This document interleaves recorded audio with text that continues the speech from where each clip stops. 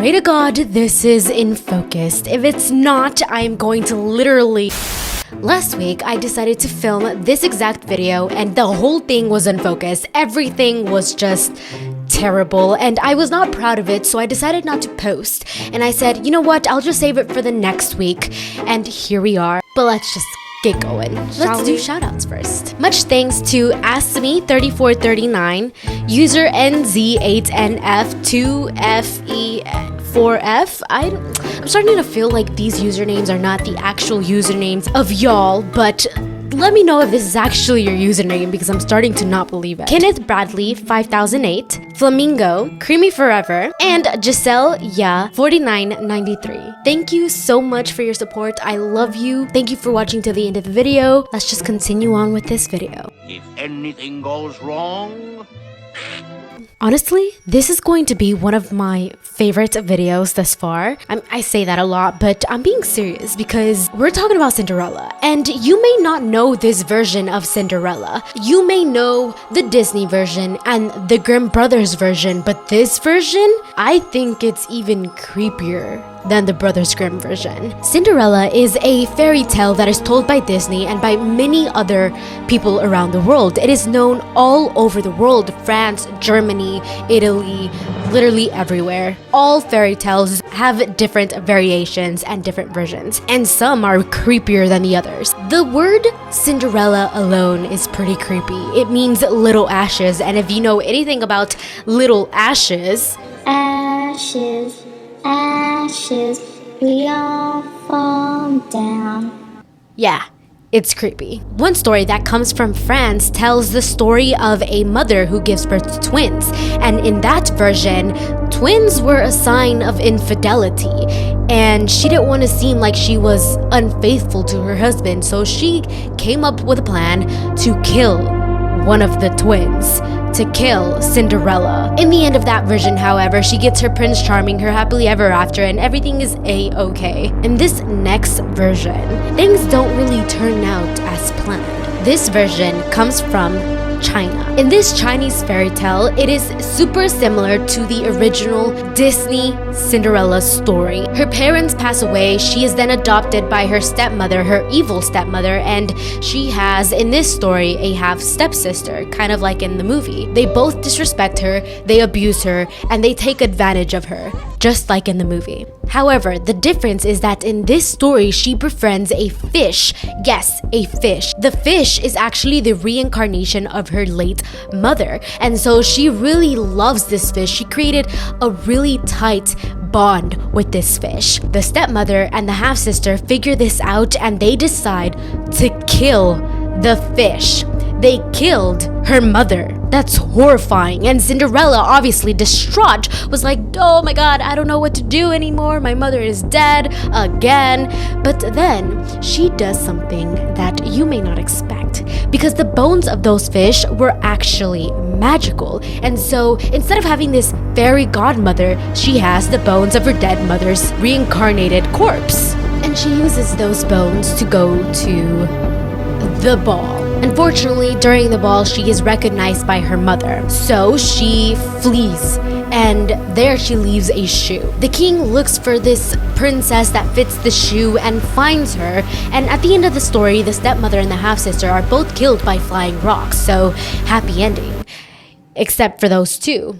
Now, if you think that was grim, it isn't as grim as the Brothers Grimm version, but even less grim than the version that comes from Vietnam. In this version, Cinderella is named Tam. So if I interchange between Tam and Cinderella, I really mean Cinderella. This is the story I truly wanted to talk about because it's the most grim, the most crazy, and the best version of Cinderella that I've heard. This story is still similar to the Disney's version of Cinderella, but also the Chinese version of Cinderella. However, this story doesn't seem to end. It seems to be a continuous loop of torture and death. So the same things happen at the beginning of the story. She doesn't have her parents, she's adopted by her stepmother, her evil stepmother, and she has a half-sister named Cam. And similar to the previous version, she also befriends a fish who she builds a tight bond with. However, this fish is again killed by the stepmother and the half-sister. And yet again, she uses the bones of these fish to attend a ball. Now, what is different from this story is the fact that she actually marries the prince and gets her happily ever after before any other event happens. She's happy, but the story doesn't end there. Cinderella, being the kind-hearted, loving person that she is, did not forget about her family back home, meaning her evil stepmother and her half-sister Cam. Her father's death anniversary was coming up and they were going to have a ceremony for her late father back home. So she goes back home to help her stepmother and her half-sister prepare for this ceremony. However, the stepmother and the half-sister are filled with resentment towards Cinderella because she actually married the prince. She's having her happily ever after and they hate that. They hate her. So the stepmother tells Cinderella, hey, why don't you climb up that tree and pick some of the fruits from it so we can have at our ceremony? And Cinderella, being the gullible, kind-hearted person that she is, which is a weakness in this story, she agrees to that. She climbs up the tree and starts picking the fruits off of it. However, her stepmother grabs an axe and chops down the tree until it falls over, crushing Cinderella, killing her. Yes, you heard that right. Cinderella actually died in this story. She's dead. However, this story still does not end. Her half-sister goes up into the palace, tells the prince, hey dude, your wife is dead, I'm here to replace her. And he's like, okay, you're the replacement now. But don't think that he wasn't sad or grieving. He actually loved Cinderella and wanted her back so much more than he ever wanted Cam. He would actually ignore Cam. Alas, there was nothing he could do. He had to live there with Cam now. Reincarnation exists in this story, by the way. Cinderella comes back, but not as her usual form. She comes back as a bird. She goes up to the palace. She sees her Prince Charming, and the prince recognizes her as Cinderella. He is so convinced that this bird is Cinderella that he puts her in a cage. That's supposed to be sweet, but it's not, now that I'm saying it out loud. It's supposed to be sweet. Stay with me here. Cam actually finds out that this bird is the reincarnation of Cinderella. So now Cam goes up to the cage, opens the cage, grabs Cinderella, the bird, butchers it, killing her, cooks her, and eats her. The half-sister of Cinderella actually killed Cinderella. The feathers she buried in the royal garden.